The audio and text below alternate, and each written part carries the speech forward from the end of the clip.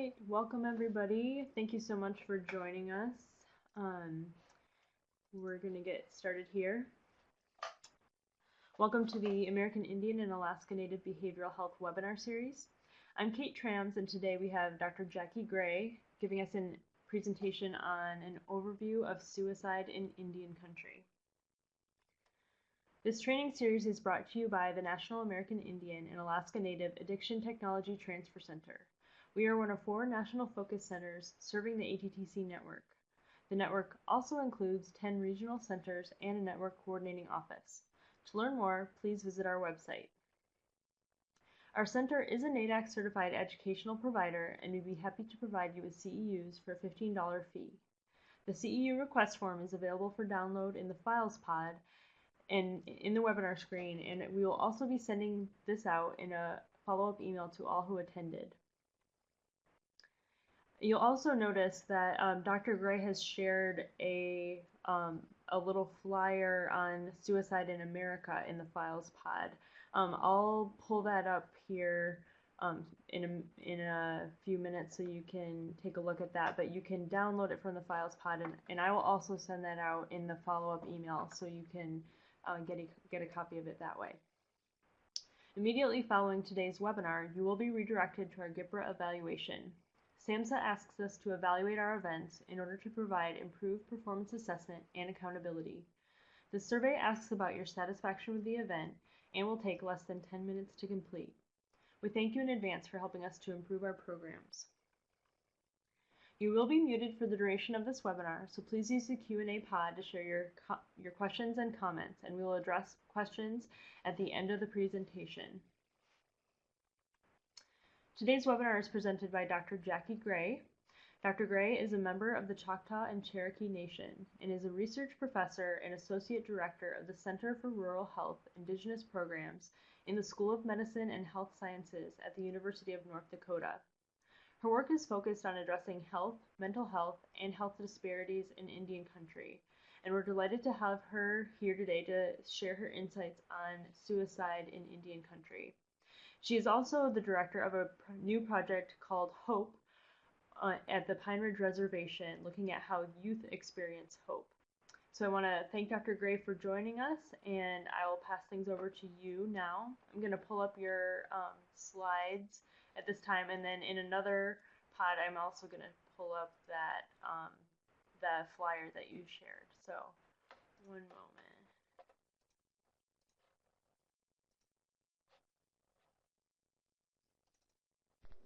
Okay.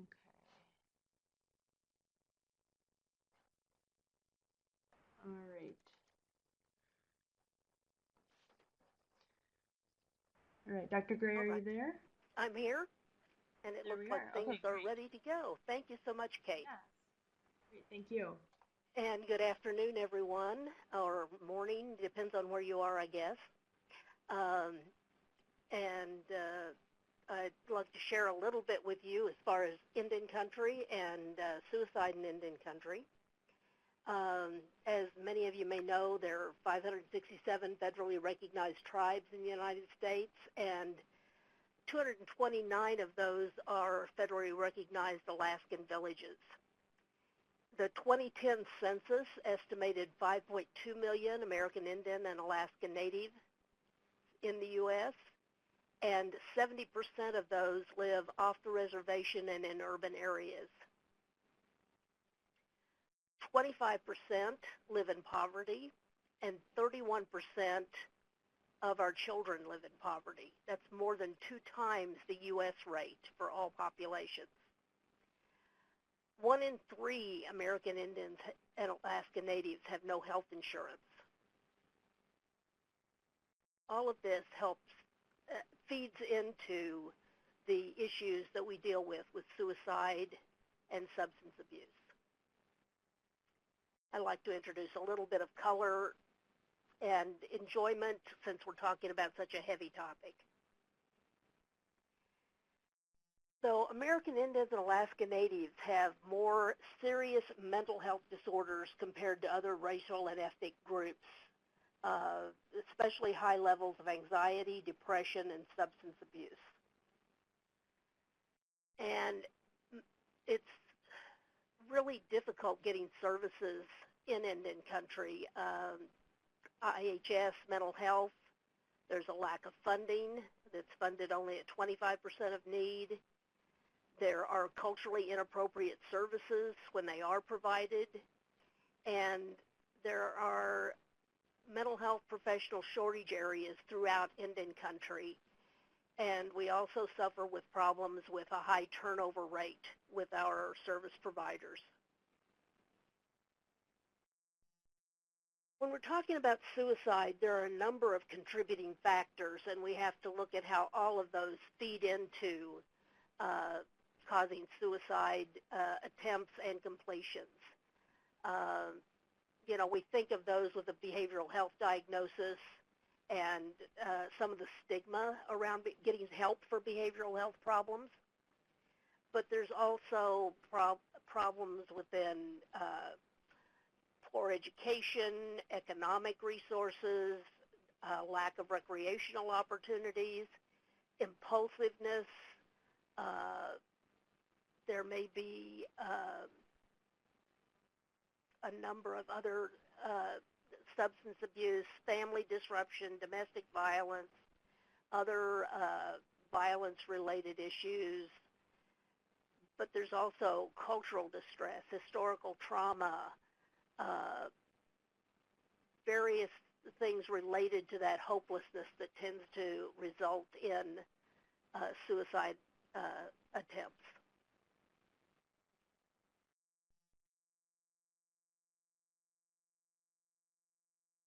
When we look at the rates of suicide for Native populations, for those 15 to 35 years of age, suicide is the second leading cause of death.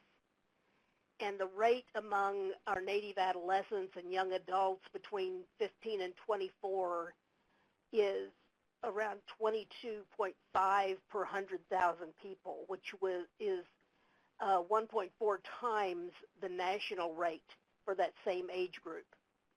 And I just have the data for 2012 to 2013. There should be more coming out and later in the year with more updated numbers. But we're still seeing those high rates. And if it follows the trends of other things within the country, then those rates are going to be going up when we get new data. When we look at the suicide rates among young males by ethnicity, we see that the red line is the American Indian Alaska Native, and it's much higher than all the other ethnicities that are shown.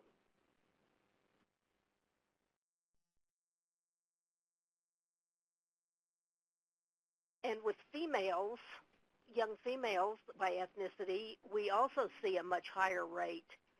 And one thing that's really distressing is when we've had data, the female rate is increasing very rapidly, which is not the case with other ethnic groups.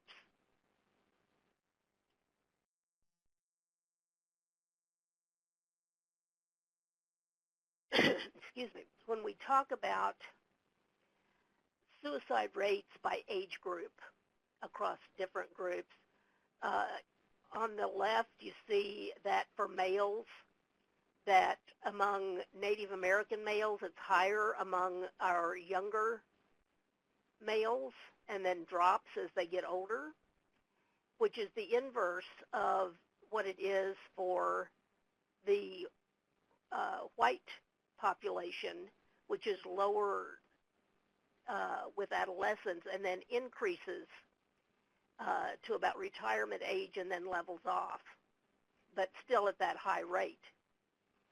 With girls, we see a similar representation for Native females, that it starts high for our youth and then decreases. But with white females, we see it lower and then increasing to middle age and then dropping off slightly.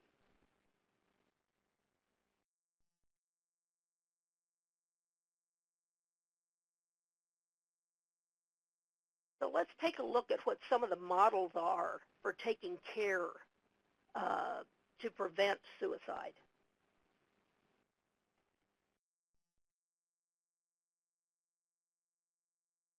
We find that there are higher rates of poverty, poor educational achievement, substandard housing, and increased disease among our native populations.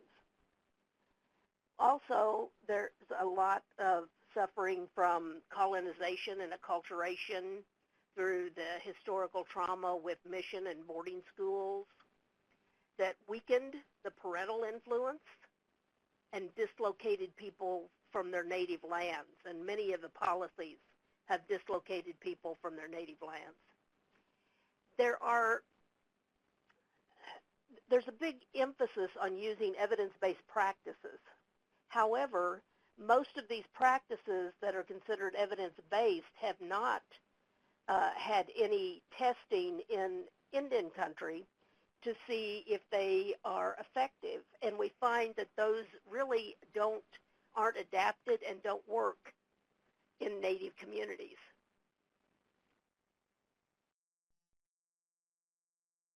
So among suicide prevention programs, there are three main approaches. People adapt various approaches, but it's best to just do all three of them. First is adopting a mental health focus on risk and protective factors across the lifespan, where we're working to decrease the risk factors and increase the protective factors. We want to adapt a public health-based intervention that promotes opportunities to gain self-esteem, avoid substance abuse and other risky behaviors.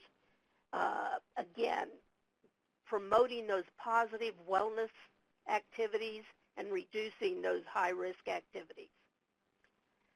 One of the things that we found here in North Dakota is that over 90% of our youth suicides are under the influence of drugs and alcohol.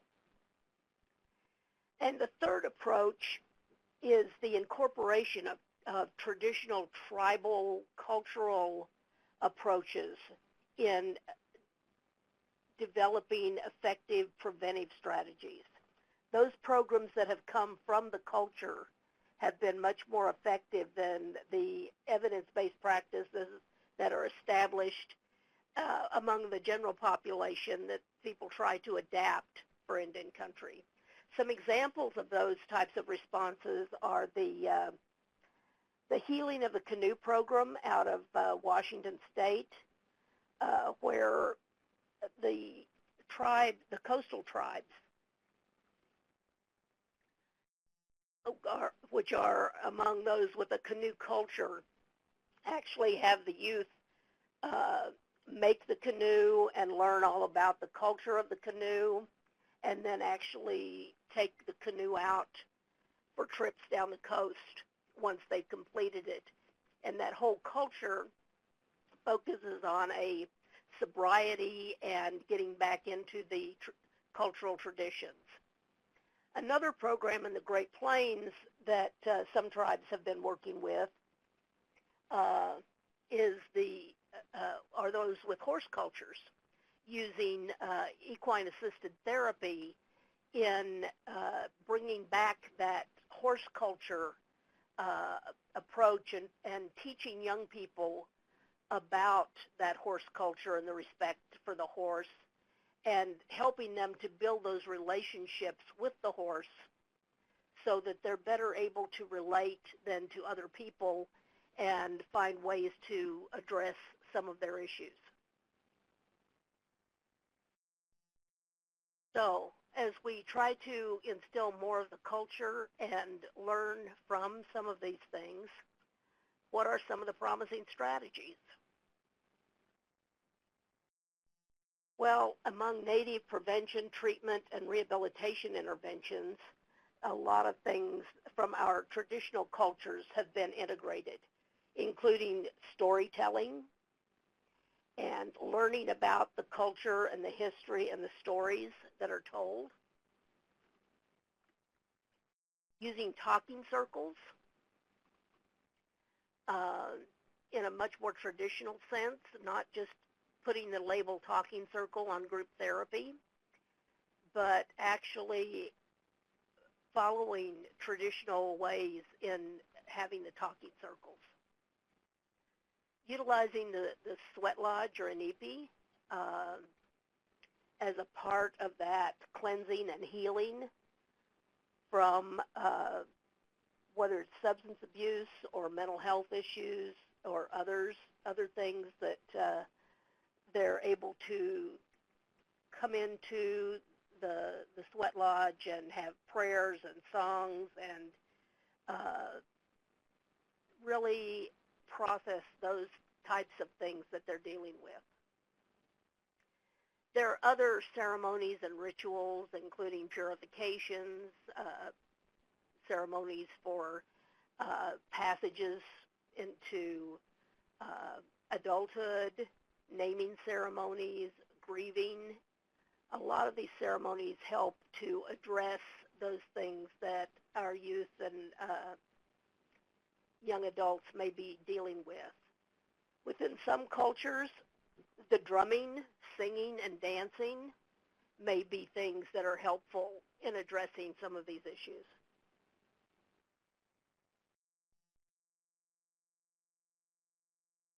Within the Red Road and the Vision Quest of some of the cultures is being utilized as a person prepares for that and really going through that whole process of preparing for those ceremonies. Utilizing music, whether it's flutes, drums, or other types of music, and meditation has been very helpful. Reconciliation, mentoring, service learning, things that involve, involve the youth and young adults in the culture and the community where they find a connection have been very helpful in dealing with suicide and other issues that youth have been struggling with.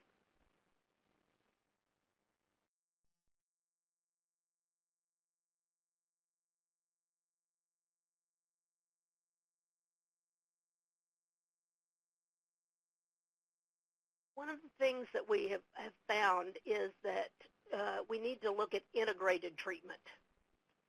So the premise is that if you treat at a single site and feature coordination of all the different treatment modalities that are being used, the philosophy, the services, the timing, the intervention itself will be more effective than going to each of those things separately and not integrating to where things are coordinated.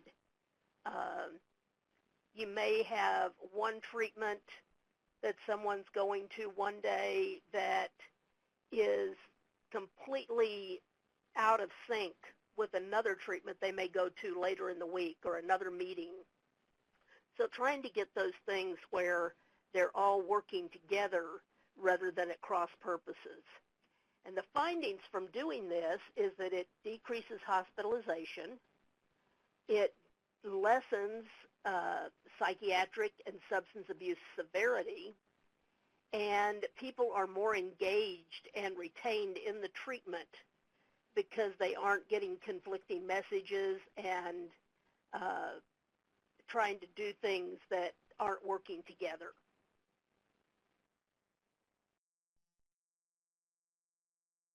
This is a model of a cultural and integrated model based on Medicine Wheel, where the orange represents the things that have attacked our balance in life, things like historical factors, the boarding schools, depression, PTSD, anger, cultural shame, some of those things, and how they have increased substance abuse, family problems and breakdown, and then child abuse. So by approaching this, we impact the social, emotional, mental, and physical factors to where we try to reestablish balance. And this includes the individual, the family, and the community, and it's all focused around spirituality at the center.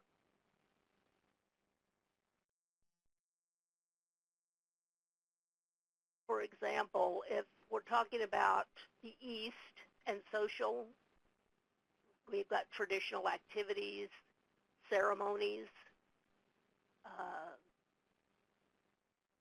but then we move on to the South and the physical, and you get more of the nurturing, the prevention, the information, the education, focusing on the health of the individual. The emotional, we're talking about various treatment programs, anger management, guilt and grief, substance abuse treatment, and other types of therapy. And then to the north, the mental, where we're talking about more traditional healing aspects, creation stories, the culture. It really gets pulled in all of these areas to help the individual find their way to wellness.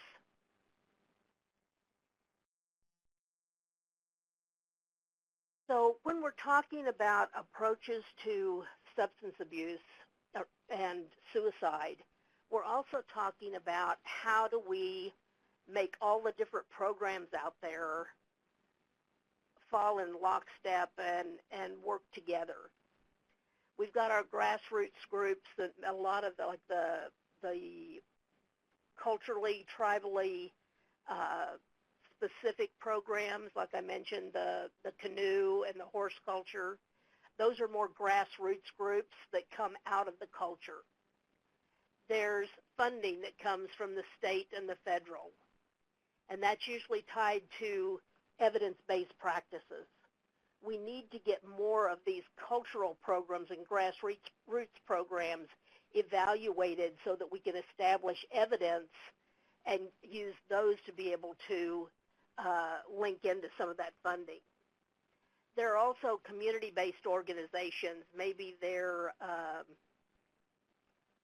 are societies or chapters or various groups within the community that support various programs and try to do their part.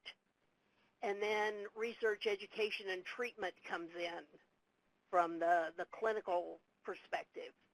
So we want all of those to come together and work in collaboration, not work independently and totally separately. Again, like the integrated care model, we want all of these funding and organizational development programs to coordinate what they're doing so that they're more effective and more efficient in how they approach the problems. So when we talk with youth and ask why they haven't sought out help, and we're talking about counseling or some type of formal help when they've been suicidal, the primary reason is they didn't think they needed help. Or if they did try to get help, nothing really happened. Nobody really did anything. The second most common reason was the stigma of getting help or the embarrassment of being seen going for counseling. They cared what people thought about them, what they would think if they saw them in those locations. They also felt they had other support, so they went to friends and peers rather than to more formal helping mechanisms. And those that were self-reliant, that they felt like they ought to be able to figure it out on their own, so they didn't go to anyone else. There were also some that felt hopeless and alone, and they didn't think that they could find any help. And then there was the fear of the consequences, that if they asked for help, somebody might put them in the hospital. they just weren't sure what would happen if they asked someone for help, what kind of help that would be, and how much say they might have in the type of help. Now, the things that you would think interfered with them getting that help might be cost, but only 3.4% said they didn't have the money to get help, or that there weren't any services available, and less than 2% said there wasn't any help around. So we need to start addressing these things that youth really felt like got in their way, as opposed to the things we think got in the way. And that's where the HOPE project comes in. Is it's a pilot project where we're having focus groups and asking youth what gives them hope. And then, after talking about the different things that give them hope, we ask them to develop a creative project that they will present to the community that illustrates what gives them hope. And they have just been phenomenal in the creativity. And it can be music, it can be dance, it can be photos, it can be collages, it could be all kinds of things that they develop based on their creativity and just the demonstration of what gives them hope. Now, when we ask these same youth why they don't get informal help from people they know, from friends, the biggest reason was stigma and embarrassment. People would think they were weird if they asked for help. But then the next one is they felt hopeless and alone, that nobody cared. They were afraid of what the consequences would be, that they might be locked up or sent to a hospital. They didn't think they needed help, and they didn't need someone to try to help them.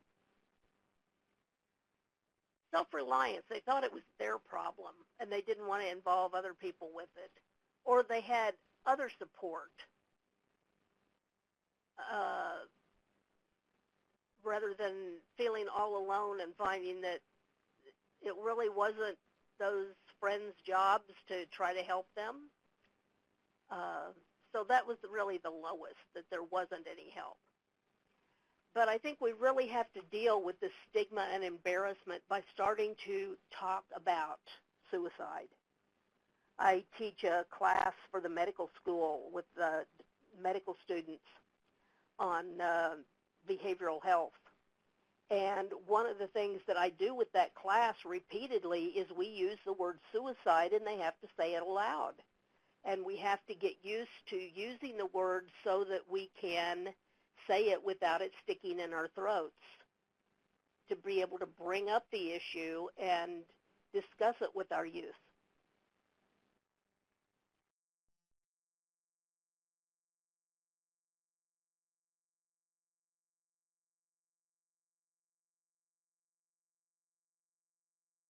So, what are some common characteristics of successful Native programs?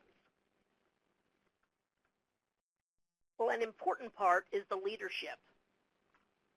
And this be leaders that can engage people in the community to be involved and work with these programs to provide the mentoring and other needs for these youth.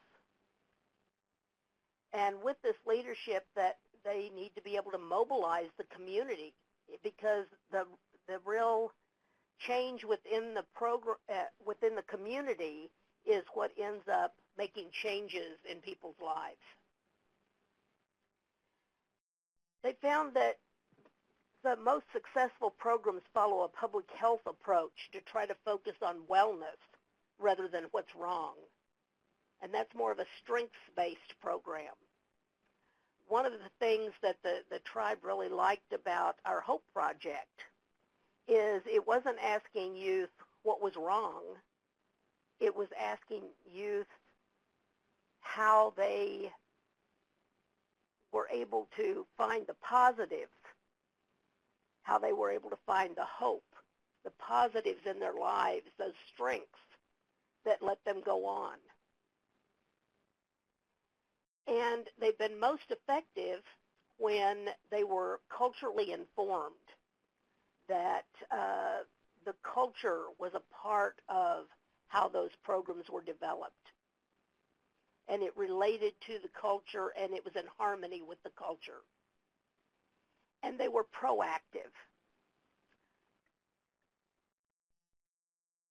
That means that we're asking the question.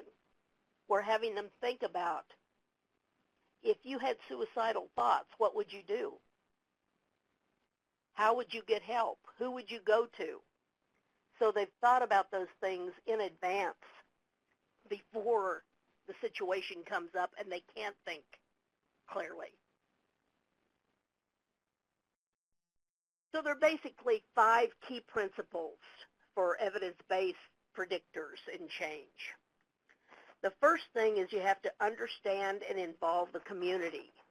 And this is where the community, the culture, all comes together in understanding how these things work.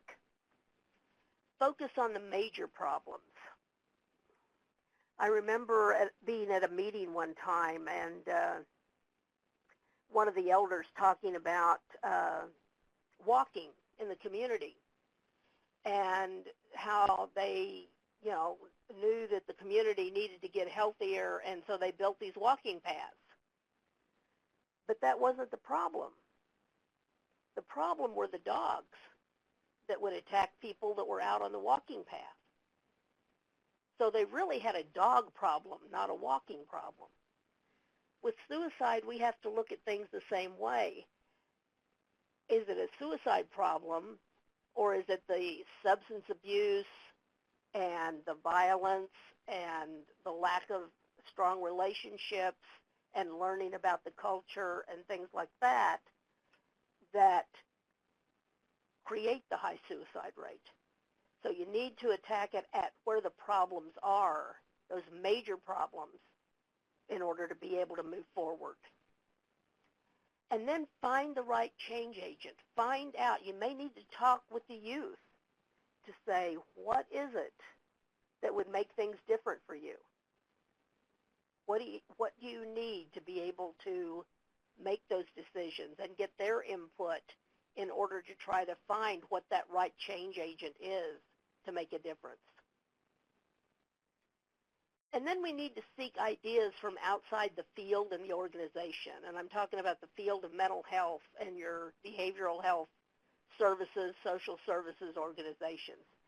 And that's where some of the cultural and spiritual guidance, the elders and others, bringing in ideas from outside the norm. One of the strengths that we've really found with the youth that we're dealing with our HOPE project is the ability to be involved in teams and recreational activities and opportunities for that. So being able to build on those things that are positive for them and add those other things to them so that they're getting more in those situations and creating more of those recreational activities. And then one of the keys is to evaluate. You're constantly evaluating. This isn't just something that you do at the end of the project to say, well, did we do what we planned to do? It's looking at each time you meet, each time there's an activity or something that's going on, you evaluate that to say, okay, was that doing what we wanted it to do? Was it helping us to reach our final goal? Is there a way that we can do it better the next time that will have a better outcome? So you're constantly evaluating and updating, and your program is evolving as time goes on. So these are a few of the ideas and the information as far as suicide in Indian country.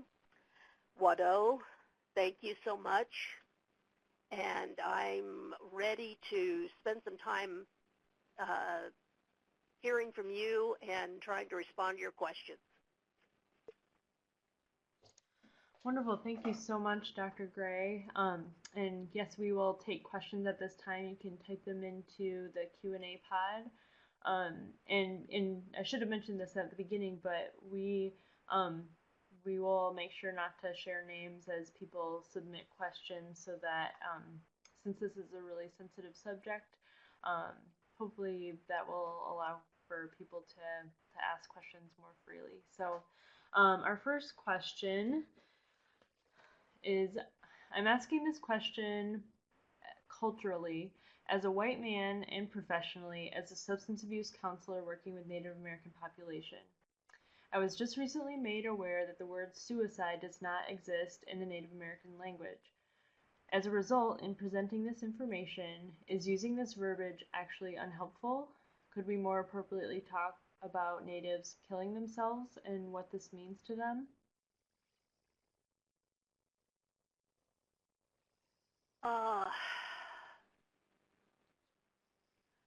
I think we need to, sometimes we need to use the language even though it may not be in the traditional language. But at the same time, we want to focus on, sometimes we have to use that to find out where the youth are, what their mindset is. But I think we then need to turn it into a focus on the wellness, the positive, and being healthy. So, I think you have to do it both ways.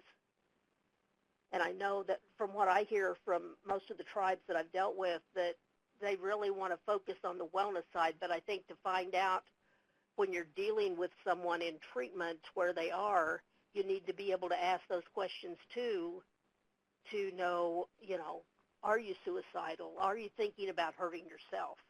So that you know where you're starting. I hope that was helpful. Thank you. Let us know if you have any follow-up questions. We have another question here. Is there, or do you know of any programs that does Native American thought and philosophy in rural areas? I'm not aware of any. I know I was working with a graduate student a few years ago that was developing some things along that line, but he has passed on now, and so I'm not sure where things are with his material as far as moving forward with that.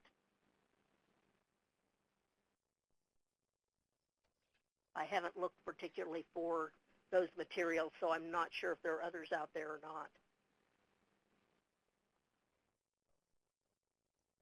Okay, great. And then we have another question. A problem seen working both in residential and outpatient programs. When culture was integrated into the programs, directors would get upset when ceremonies were taking more than time allotted for it. How do we make them understand that you cannot put a timeline on a ceremony? That's the difference between the Western and the indigenous perspectives of things. And I don't know if, I would think trying to involve administrative people in some of those ceremonies so that they have an understanding of what it's all about. A lot of it's education and trying to teach people that come from a very time-controlled approach to how things are done in a more indigenous way.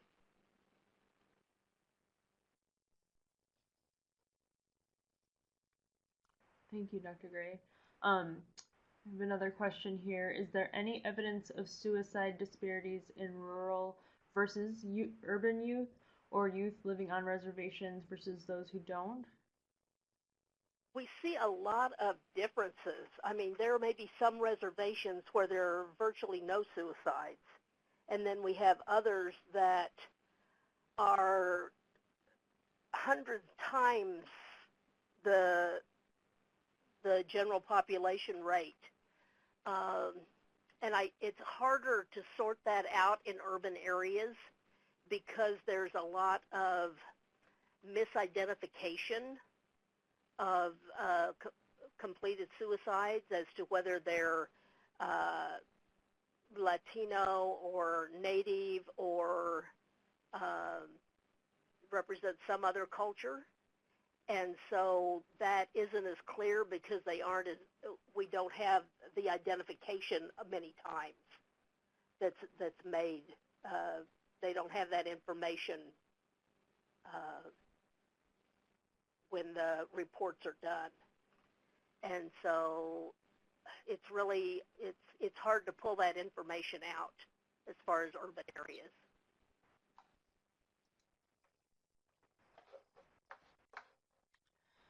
We have a question now about, are you familiar with the SAMHSA publication, To Live to See the Great Day That Dawns?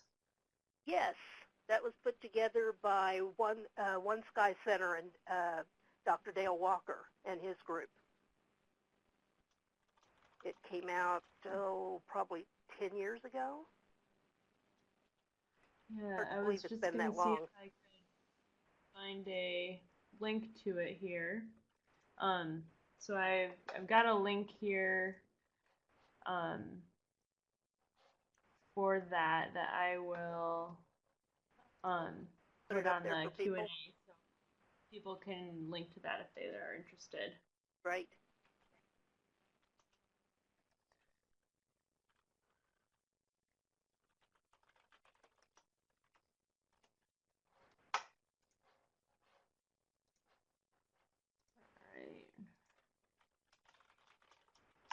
Here, and then now hopefully everyone can see that.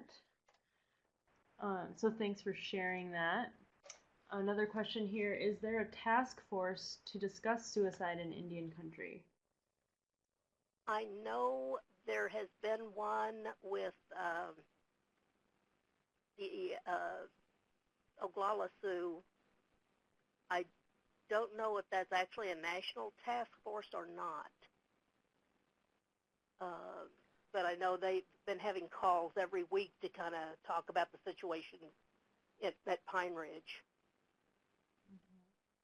But I don't know if it's broader than that. I have a meeting that conflicts with it, so I haven't been able to join it. Yeah, that's we're actually involved in that one. I think you're hosting it. Yes, exactly. So there are a few people involved, colleagues of ours who are not right on the Pine Ridge reservation, but then there are local people there who are involved as well. So it's that task force is specifically working on the situation in Pine Ridge and it's not a not working as on this as a nationwide program. But yes, that's something that we have been involved with. And I just saw today in a publication that I get that IHS has released, see if I can find it, some grants.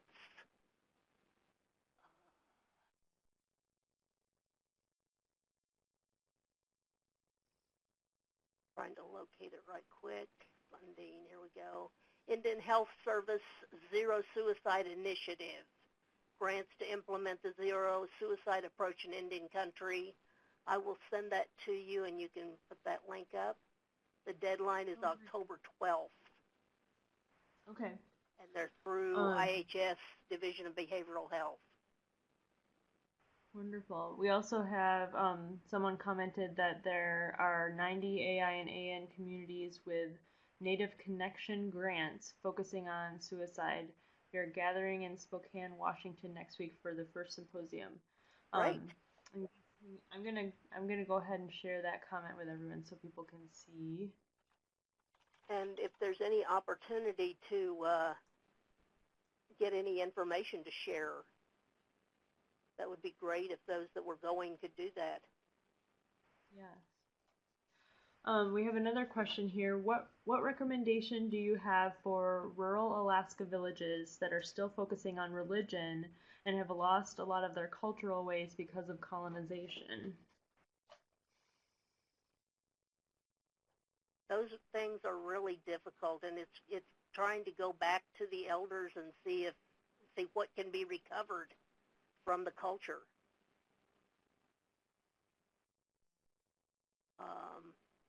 I'm going to be going up to Alaska for some training in elder abuse prevention right after the first of the year. So hopefully I will know more about some of the things up there after that trip. But I know it's really difficult because of how people are scattered out and how few there are to really retain that culture once they start losing it.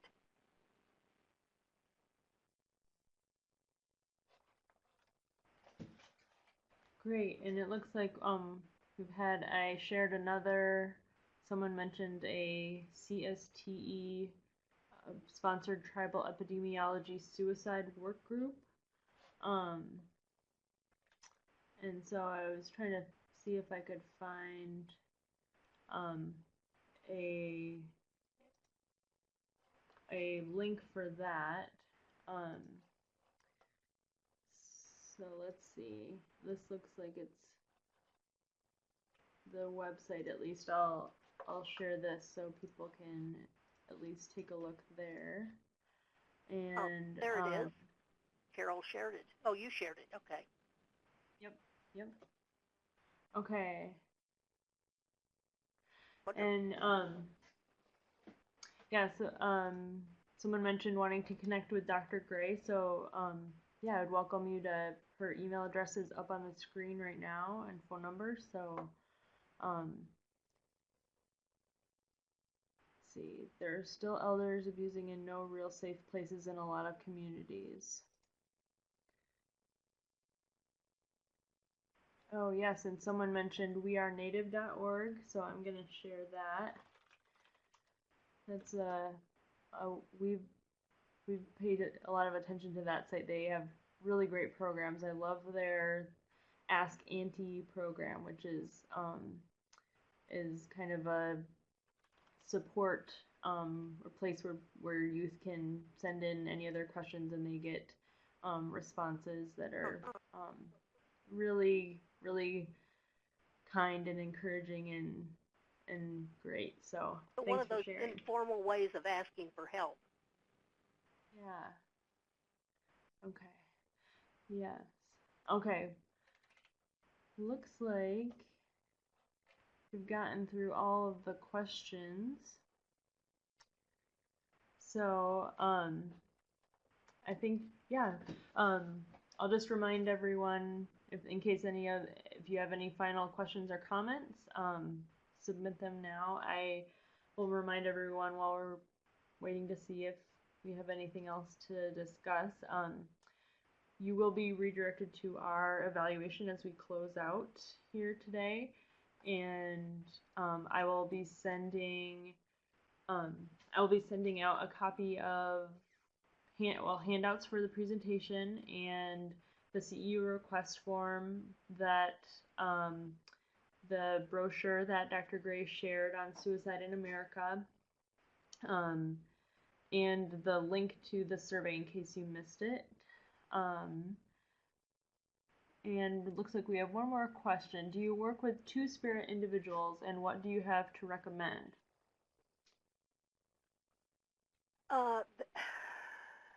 You know, we work with everyone, but there aren't a lot of resources that are focused on two-spirit, and I do have a few colleagues that have done some work in the area, not specifically with suicide, but two-spirit in general.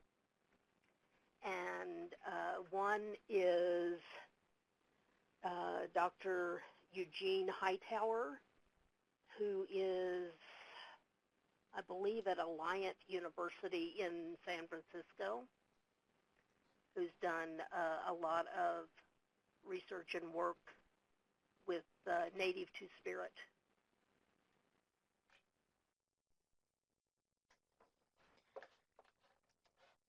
And I'll just mention that our center has been working on a curriculum um, for Native LGBTQ and Two-Spirit individuals. Um, and so I'll share the link to that on our page. Um, that's And something that we have not published yet, but are still working on and hoping to get out soon. So, will you send all these links out, Kate? yes, I will. I know you're putting them on the page now, but will you be sending those out, or they just find those on the? Yeah, I will include that. I'll include all of these in the email that goes out to everyone Okay, who great. attended. So, Thank you. yeah, thank you all for submitting those. I get as much And out of these as I give. I that's great. finding out about all um, these great things that are happening. yeah, absolutely. Um, yeah, thank you for sharing, everyone, for sharing those resources and for your wonderful questions. And with that, I want to thank Dr. Gray for sharing this topic with us and for your experience and insight and for letting us know about your new program and um, yeah, for encouraging everyone in doing good work in this area. So thanks a lot. Thank you. I've enjoyed it. Wonderful. Well, with that, we will finish up for today. Again, thank you everyone for being with us. And here I'm going to send you off to the survey and be watching your inbox for an email. It'll probably be coming sometime tomorrow. So thanks again.